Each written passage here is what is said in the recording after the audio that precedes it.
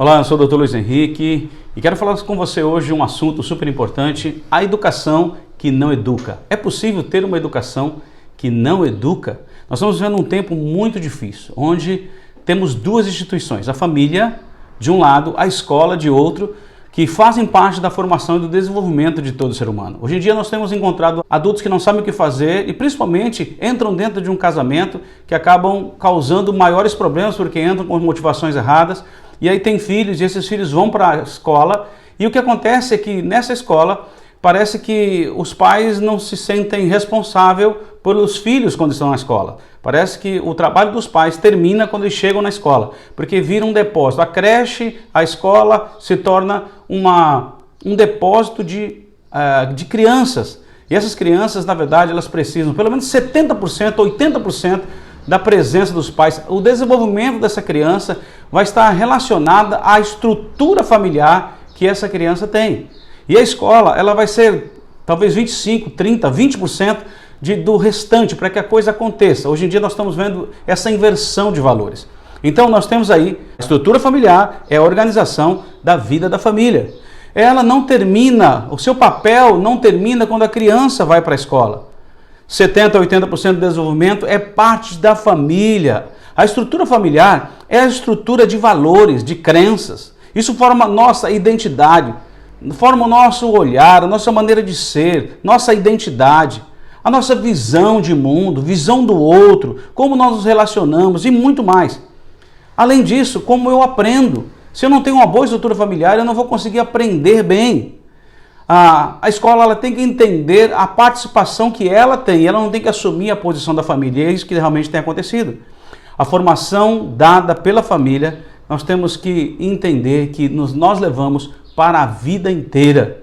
Às vezes a formação da escola a gente não leva, mas a formação da família a gente leva para a nossa vida inteira, principalmente para nossas escolhas, para o nosso desenvolvimento, nossa escolha do nosso trabalho, a formação de quem nós somos. Outra coisa é a escola. Essa é a segunda instituição.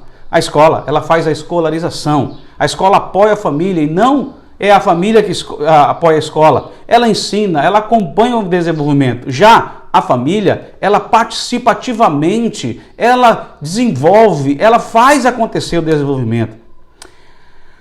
Hoje nós temos visto que as pessoas não conseguem, os professores não conseguem fazer o seu trabalho, porque elas têm que assumir um papel além do que ela não deveria. Ela deveria cuidar do ensino, da escolarização, e ela está cuidando dos valores, das crenças, da identidade, das questões emocionais. Quem está educando emocionalmente não é mais a família, mas são os professores.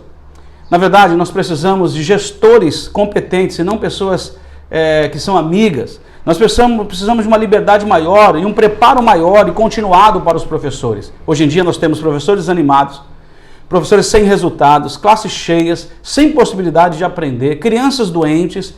As doenças relacionadas à educação têm crescido cada dia mais, pais desinteressados. O que nós vamos fazer? Então, como é que a educação vai educar? Como é que esse processo vai acontecer? Porque educação é processo. E como é que ele vai acontecer se nós não temos um ambiente? Eu digo que para que haja educação é necessário um ambiente interno, a pessoa em si, e também a questão externa. E tem que ser esse ambiente favorável.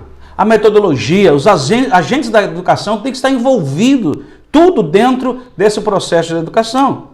Um currículo que determine o objetivo da educação. Além disso, o apoio da família, o apoio do Estado. Aqui nós não falamos da instituição Estado, mas eles estão direcionados, estão envolvidos diretamente com relação à educação em si, porque eles determinam o currículo e qual é o objetivo da educação. O currículo vai mostrar isso. Outra coisa importante, além do apoio, planejamento estratégico, avaliações periódicas, nós precisamos de uma visão clara do que queremos na educação. Além disso, a comunidade tem que estar envolvida naquilo que nós chamamos de projeto político pedagógico.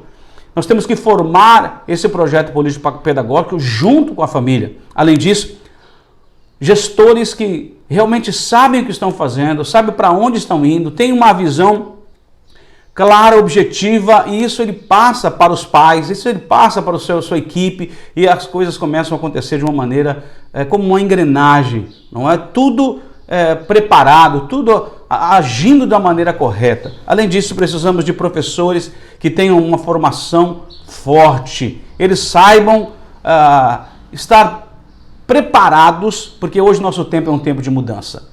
Hoje o grande profissional é aquele que está preparado para as mudanças, aquele que sabe trabalhar e sabe se reinventar diante das situações. A família precisa parar de terceirizar a educação. E outra coisa importantíssima, o aluno ele precisa aprender a ter compromisso. Compromisso aprende-se com a família. E quando ele vai na escola, ele começa a desenvolver aquilo que ele já aprendeu. Então está aí para você. Por que será que a educação ela não educa? Por que será que um professor está agindo sozinho, quando os pais acham que estão ajudando e não estão? Não participam da vida ativa do filho? Por quê? Porque tem uma desestrutura. A estrutura familiar não contribui com esse desenvolvimento, não contribui com o crescimento dessa criança, com o processo ensino-aprendizagem, e é isso que nós temos vivenciado. Professores cansados, sobrecarregados, pais que não sabem o que fazer. A gente precisa de uma mudança. A gente precisa começar a tomar decisões com relação a tudo isso que nós colocamos aqui, como currículo, como uma visão clara, gestores, coordenadores, professores, alunos, família. Nós temos que investir nessa área e definir de fato uma educação saudável e que seja para toda a vida.